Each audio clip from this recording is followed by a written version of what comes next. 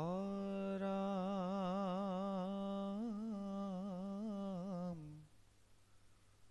জয় জয় যদুকুল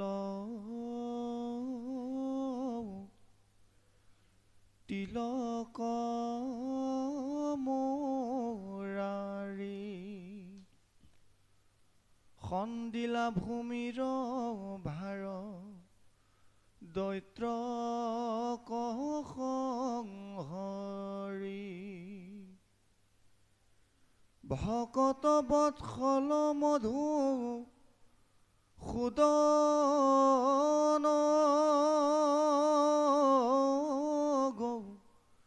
গোবিন্দ প্ৰদক্ষিণে নমো তব অপ্ৰদয়ৰ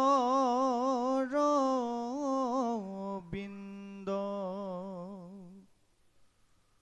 সুৰতৰ সমজাৰ চৰণ দূতয় অসন্নিধি মাত্ৰকে ভক্তি মুকুতি পাবয়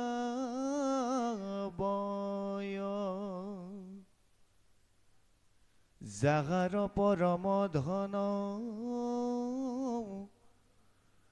ভক্তিমন্ত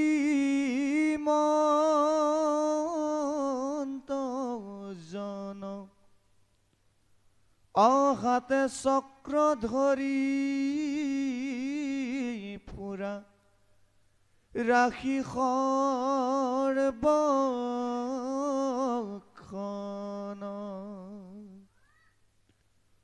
শংকৰে কহিলা যিটো মন্ত মাধৱৰ তাকে জপ কৰে বহি জলৰ ভিতৰ অযুত বদ সৰয় আছে জলে তপ কৰি গোবিন্দৰ ৰূপ হৃদি পদ্ম মাজে ধৰি সেই বেলা মহাৰিষি নাৰদ প্ৰধান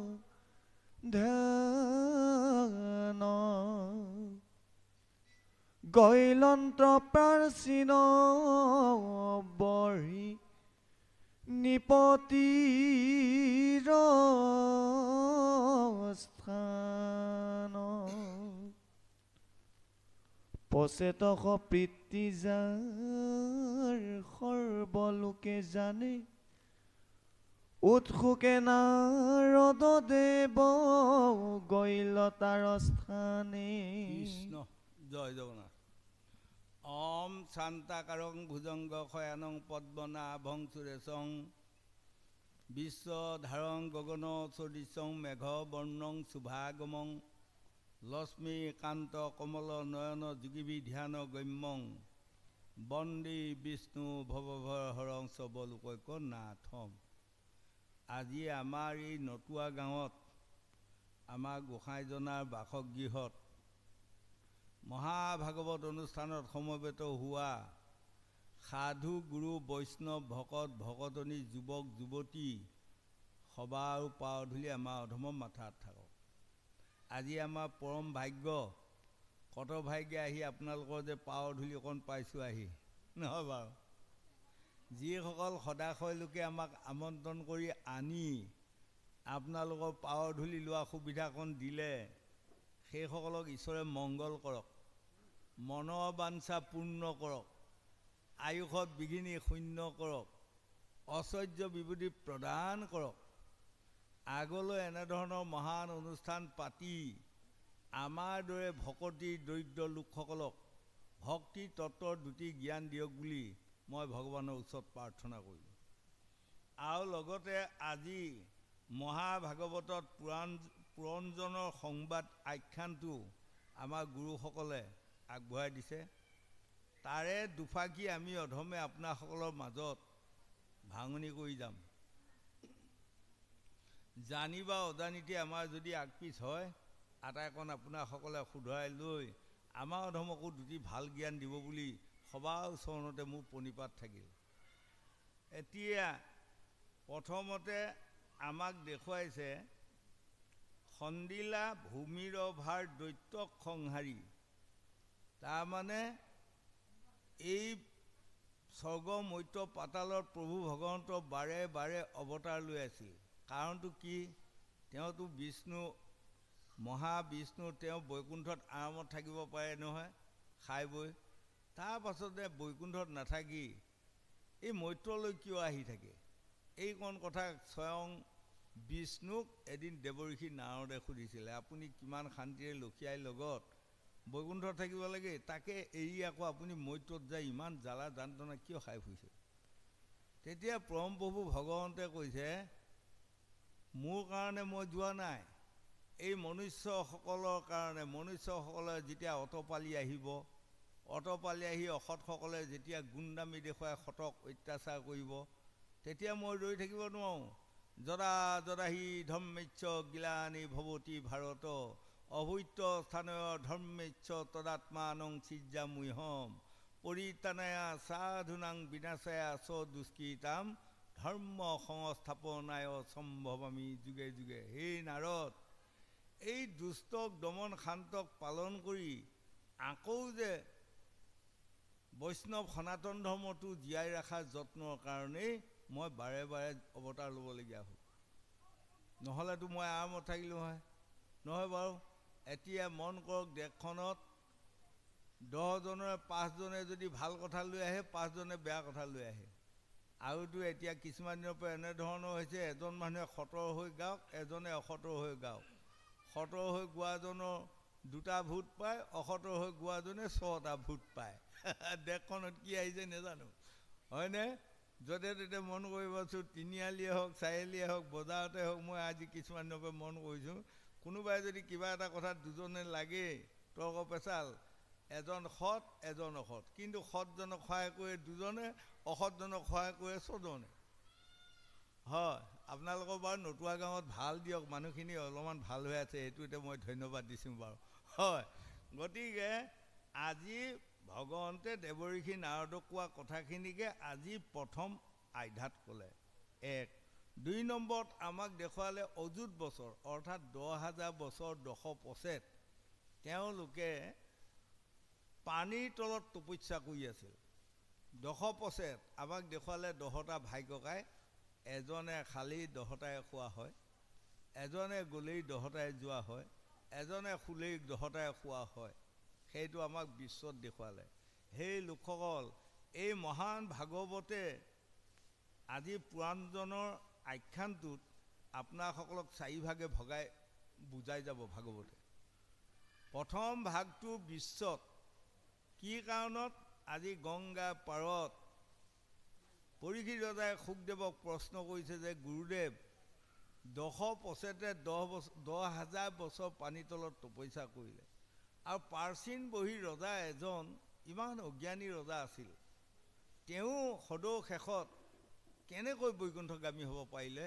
এইকণ কথা মোক বুজাই দিয়ক। আজি গংগাৰ পাৰত শুকদেৱে পৰীক্ষিতক এইকণ কথা বুজাই আছে। এয়া হ'ল বিশ্বৰ কাহিনী, এখন নাটক কৈ যাই থাকিব। আৰু এইকণ কথাকে ভাগৱতে আমাক দেহমাৰ্গত বুজিবা কৈছে। সেই লোকসকল, বিশ্বত এটা কাহিনী বা এটা সাধু কথাৰ দৰে আপোনাসকলে বুজি গ'লে নহ'ব। আপোনালোকে এই কথাখিনি দেহৰ মাজত মিলাব লাগিব, তেতিয়াহে আপোনাসকলে ভাগৱতৰ আঁতৰি পাব আৰু ভাগৱতৰ সাগৰখনত সাঁতুৰি পাৰ উলিয়াব পাৰিব, হয়নে? গতিকে দেহে যিমান ভাগৱতে সিমান, ভাগৱতে যিমান দেহে সিমান। আৰু 3 নম্বৰতে এই কথাখিনি আমাক বুজাই গৈ আছে বা বুজাই যাব, ভাৰ্যা পুত্ৰ ল'ৰা ছোৱালী সংসাৰখনৰ মাজত কেনেধৰণে মিল পৰি আছে, কেনেধৰণে আমি ধন ধান পুত্ৰ ভাৰ্যা মায়াত পৰি হাবু ডাবু খাই দিনে ৰাতিয়ে শান্তি নোহোৱা হৈ আছোঁ, নহয়নে? 3 নম্বৰত আমাক বুজাই যাব 3য় ভাগে। 4ৰ্থ ভাগে আমাক বুজাই যাব আমাৰ যে আয়ুটো সদায় সূৰ্যৰ লগত হৰণ হৈ গৈ আছে, তাক আমি ভূক্ষেপে কৰা নাই নহয়। অকণমান যদি মনত পেলাকচোন গা নোম সিঁয়ৰি আহিব। কালি পৰহি আমি কেনেকুৱা সৰু সৰু ল'ৰা আছিলোঁ নহয় বাৰু। বাটে ঘাটে উমলি ফুৰিছিলোঁ, বিনগুটি খেলি ফুৰিছিলোঁ, লাটিম খেলি ফুৰিছিলোঁ, ঘিলা খেলি ফুৰিছিলোঁ। কেনেকুৱা ল'ৰা আছিলোঁ আমি। আকৌ তাৰপাছত আমি ডেকা হ'লোঁ। তাৰপাছত আমি বিয়া বাৰু কৰাৰ পাছত এতিয়া আমি বয়সস্থ মানুহ হ'লোঁ নহয়নে। এতিয়া শেষত ৰোৱা কলাশীটো আপোনালোককহে এটা এটা দি লৈ যাব আৰু ডেকা চিঙিয়া সোপাই নিদিয়ে নহয় হাত পাতিলেও। আমি সৰু সৰুতে আমি হাত পাতোঁগৈ নহয়। মেধিসকলে বৰ বৰ দাবীহে দিয়ে, তেতিয়া দাবী দিয়ে খেদি দিয়ে হয়নে। এইখিনিৰ পৰা খেদি দিব, সেইপিনে যাম, সেইপিনেও হাত পাতিমগৈ হয়। সেই জীৱনটো কিমান ধুনীয়া জীৱন আছিল। এতিয়া আপোনাসকলৰ কি জীৱন? শান্তি নোহোৱা জীৱন হয়নে। ধন ধান পুত্ৰ ভাৰ্যা কেনেকৈ গৃহখন শান্তিৰে বসবাস কৰিম। ইতিমধ্যে আমাৰ যিবোৰ পৰ্ব ইমান ঘনকৈ পৰ্ববোৰ আহি থাকিল, দুখীয়া মানুহসকলৰ মাথা ঘূৰাই যায়। এই বিহু আহিল, এই পূজা আহিল, এই সৰস্বতী পূজা, এই দুৰ্গা পূজা, এই লক্ষী পূজা, এই শিৱৰাত্ৰি হয়। অনেক পৰ্বতবোৰত মানে ল'ৰা ছোৱালীসকলক পিতৃ মাতৃয়ে সন্তুষ্ট কৰিব লাগিব। এইবোৰ আপোনাসকলে চিন্তা কৰক। কিন্তু তেনেকৈ থাকোঁতে যে আমাৰ এইটো শেষ হৈ গ'ল আমি গমেই পোৱা নাই। কোনোবা দিনা আহি আমাক ভালভাৱে নহয় ডিঙিত ধৰি লৈ গুচি যাবগৈ হয়নে। গতিকে কাল ফুৰা সফুৰা বেংকামোৱা 3টা যমদূত আৰু 4জন বিষ্ণুৰ দূত। সেই লোকসকল এই মহাভাগৱত আপোনাসকলে শুনক। শুনি যাতে কাল ফুৰা সফুৰা বেংকামোৱা 3টা যমদূতৰ হাতৰ পৰা যাতে আমি বাচি ৰ'ব পাৰোঁ। আমাক যাতে বিষ্ণুদূতে সদায় লৈ যাব পাৰে। এইকণ আমি শ্ৰদ্ধা ভক্তি এতিয়া কৰিব লাগিব হয়। সেইকাৰণে আমাক কৈছে ভক্তি তত্ত্ব, ভক্তি ধৰ্ম, ভক্তি জানা সাৰ, ভক্তি বিনে নৰলোকৰ নাহিকে নিস্তাৰ, স্বধৰ্ম পৰিত্যাজ্যং পৰধৰ্ম ভয়াবহং। আমি মনুষ্য জাতি হৈ কেৱল ধন ধানতে মায়াতে মজি থাকিলে নহ'ব। আত্মাক গতি দিয়া কথা এটাও চিন্তা কৰি আমি ঈশ্বৰক ভজিবা যত্ন কৰিব লাগিব।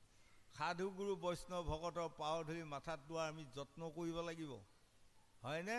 তেনেহ'লে আমাৰ কামত আহিব।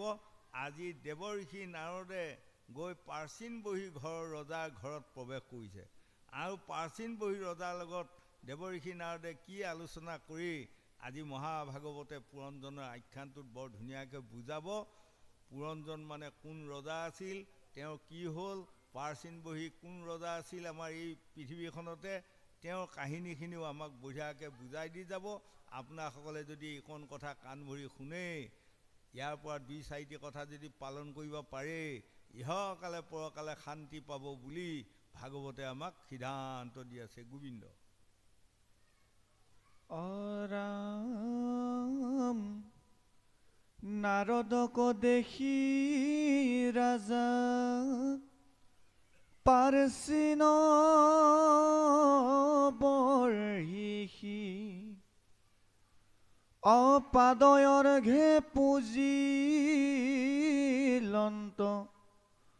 পৰম ঋষি আসান বখিলা ঋষি হৰষিত মন অনিপতিক চাই সাখি বুলিলা বচন।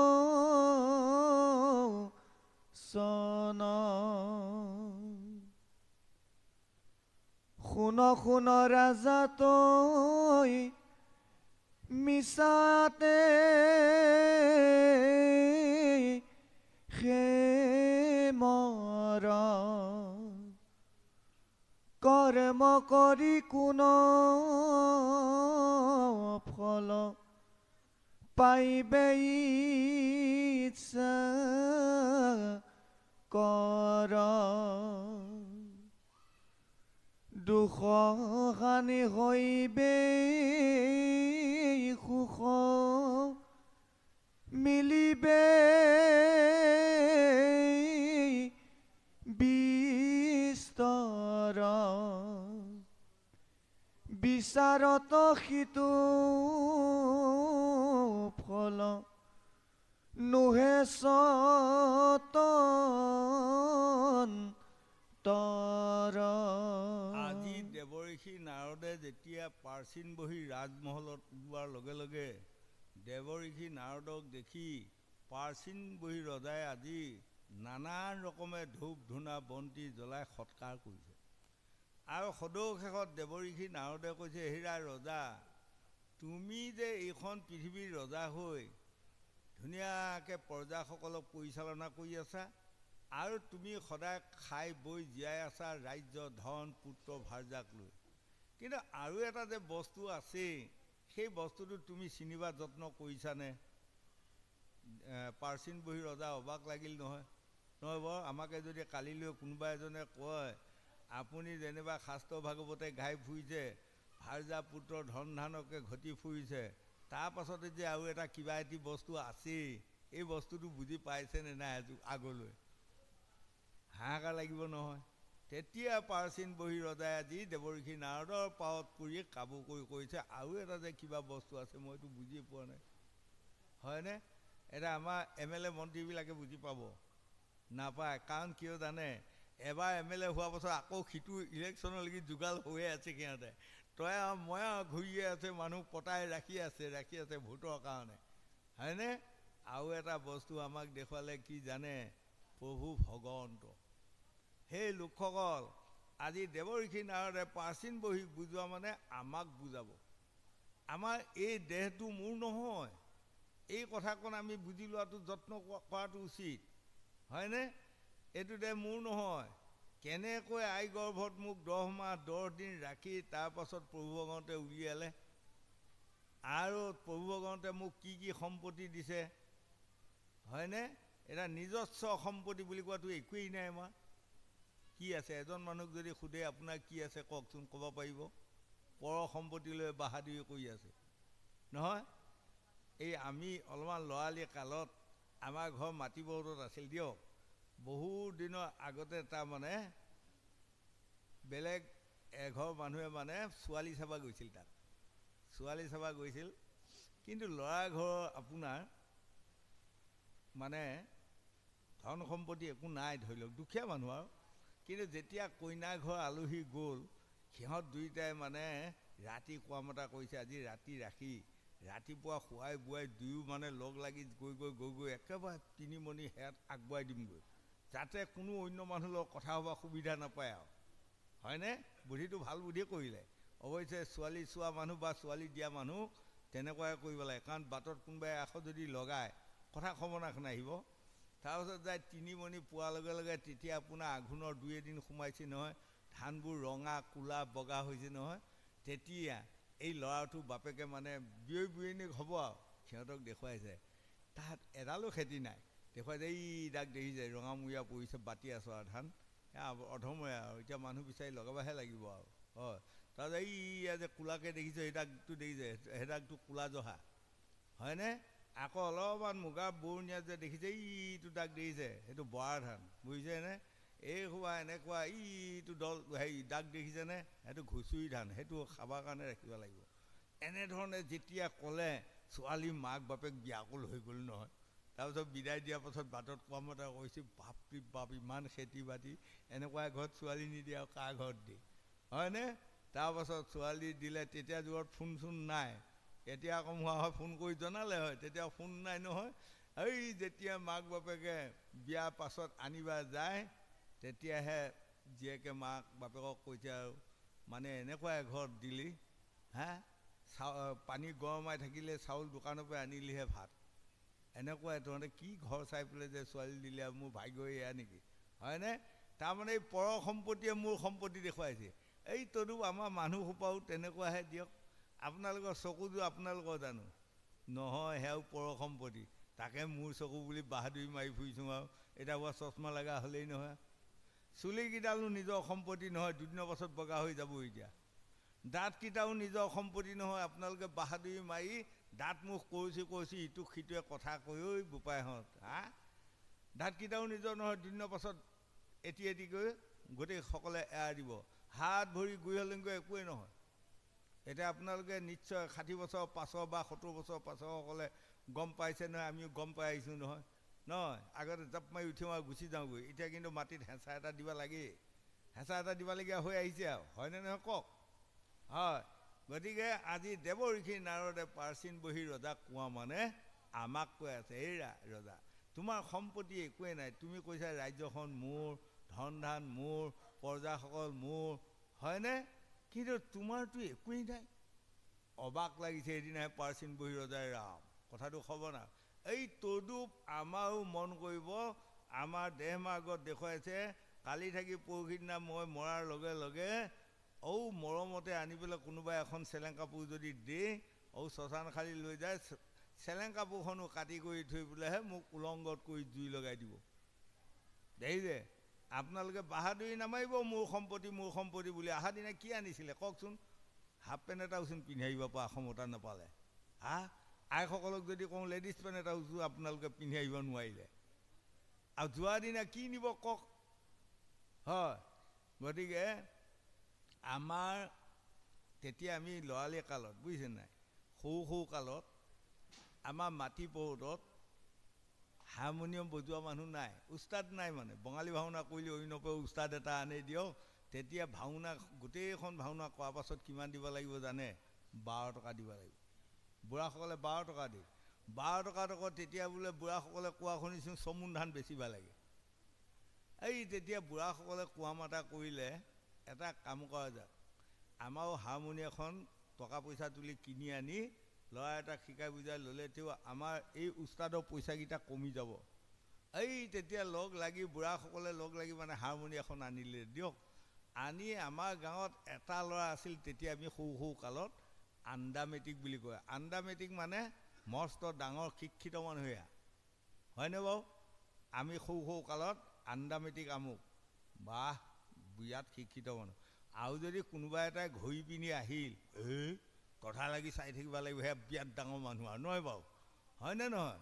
তেনেকুৱা দিন আছিল। আকৌ যদি চশমা পিন্ধি যদি বুকত ফাউণ্ট পেন এটা লৈ আহে, তেতিয়া ফাউণ্ট পেন বুলি কয় সেয়া, হয়নে? তেতিয়াতো সেয়া আৰু ডাঙৰ মানুহ। তেতিয়া সেই ল'ৰাটোকে আনি দিলে হাৰমনিয়ামখনৰ, সি মানে প্ৰথমৰ পৰা শিকিছে গান এটা শিকিলে, আধা জানি বেটাই আধা নেজানে। তেতিয়া আমি কণ ল'ৰা গোটেইসকলে যাই মানে পি পা লগোৱাৰ লগে লগে আমি আগুৰি লওঁগৈ আৰু। সি আকৌ দীঘল আচাৰি এডাল লৈছে, আমি হাঁহিলে দৌৰাই লৈ আহি। তাৰপিছত সি গানটো গাইছে, জীৱনে মৰণে কিনো পালি, কিনো খালি, কিনো নিবি, তাৰপৰা নেজানি আৰু এই নাজানাখিনি আৰু সি কয় কি কা বুলি ক'লে আমি চবে হাওঁ নহয়। এই আচাৰি লৈ লৰুৱাই লৈ যাব আমাক, বাটত থৈ আহিব দিয়ক। যেনিবা ত'ত এনেই মাৰে, আজি মনত আছে আমাৰ গাত আৰু কাকো নামাৰে, আৰু বিৰাট ভয় লগাই দিয়ে আৰু। আকৌ আহি পেলাই মানে আকৌ আৰু সি যেতিয়া গান লগোৱাৰ লগে লগে আমি চাপি আহিলোঁ নহয় চব আৰু। সি গায়, জীৱনে মৰণে কিনো পালি, কিনো খালি, কিনো নিবি, তাৰপাছৰখিনি নাই নহয়, কি কা এইটো বৰ ডাঙৰ গান গাইছিলে। এতিয়া মই দেখিছোঁ শাস্ত্ৰ ভাগৱতত ভ্ৰমণ কৰি আমি চাইছোঁ, মই অবাক লাগিছোঁ। সেই তেতিয়া গোৱা গানটো আধা গাই আধা নাজানি যে কি কা কৰে, এইটো একদম বহুত দেহতত্ব মূল্যৱান গান গাইছিল। এতিয়া মই দেখিছোঁ। আপোনালোকক মই নতুৱা গাঁৱৰ ৰাইজক সোধোঁ বা আইসকলকো আজি সোধোঁ, আপোনালোকে জীৱনত কি পালে উত্তৰটো দিয়ক, কি খালে উত্তৰটো দিয়ক, আৰু কি নিব উত্তৰটো দিয়ক। এদিনটো যাবাই লাগিব নহয় বাৰু? হয়। এতিয়া নিব কি ক'ব পাৰিব কোনোবাই? একো নাই, হয়নে? গতিকে এই কেঁকি কাকা কৰি থাকোঁতে গোটেই জীৱনটো গ'ল। যেতিয়া সি জম দুটে কাল দুটে মানে কালফুৰা সফুৰা বেংকামুৱা 3টা জমৰ দুটে পাক জৰিয়ে বান্ধি লোহাৰ ডাঙে টাঙন দিব, সেইদিনা আমি কান্দি মৰিব লাগিব, হাই হৰিক নবজিলোঁ। এই ৰাম বিষয় বাসনাই এৰি অভজিও কচিৰি হৰি অমানি লোৱা ভাগৱতৰ বাণী নহ'লে মনুষ্য জন্ম বিফলে খেদায়া হৈ বাই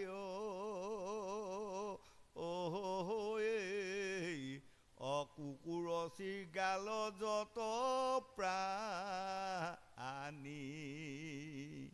মোৰ ল'ৰা মোৰ ছোৱালী মোৰ ধন ধান বুলি যদি আনন্দৰে মানে পাছৰ কথাটো চিন্তা নকৰি যদি আমি খাই বৈ থাকোঁ পাছৰ জন্মত যাই কি জন্ম ল'ম তাৰ অন্ত নাই সেইকাৰণে কৈছে মানি লোৱা ভাগৱতৰ বাণী নহ'লে মনুষ্য জন্ম বিফলে খেদায়া হৈ বা কুকুৰচি গাল যত প্ৰাণী যেতিয়া মোক বা আপোনাক তেওঁক বা তেখেতক লৈ যায় বৰ গাহৰি জন্ম এডাল দিবগৈ বৰগছ খাই ফুৰোঁতেই জন্ম যাব নহয়নে এতিয়া মন কৰক মনুষ্য জন্ম পাই কি ধুনীয়াকৈ ভাগৱত শুনিবা আহিব পাৰিছে যদি কেনেবাকৈ শিয়ালৰ জন্ম দিলে হয় পাৰিলে হয় আহিবা শিয়ালক লাখুটি লাগেনে বন্ধুক লাগেনে জাঠি লাগে লোৱাবা কওক একো নালাগে মাতো উকি এটা জানিব লাগে শিয়াল লোৱা এই কৰি দিলেই শিয়াল দৌৰি যাব হয়নে গতিকে সেই লোকসকল বংগদেশৰ চৈতন্যদেৱে কৈছে ভাবিও চিন্তিও কৰিও কাজ কৰিও ভাবিও না চাৰ মধ্যে মাংসেৰ জোল চাৰ কামিনীৰ কুল গোৰাং নিতাই হৰি হৰি বোল ধন ধান পুত্ৰ ভাৰ আমাক লাগিব সঁচা কিন্তু তাৰ মাজেৰে আচল বস্তুটো হ'ল ভগৱন্ত সেই ভগৱন্তক আমি ভজিব পাৰিলেহে মনুষ্যৰ জন্মটো সাৰ্থক হ'ব বুলি আজি ভাগৱতে আমাক বুজাই আছে গোবিন্দ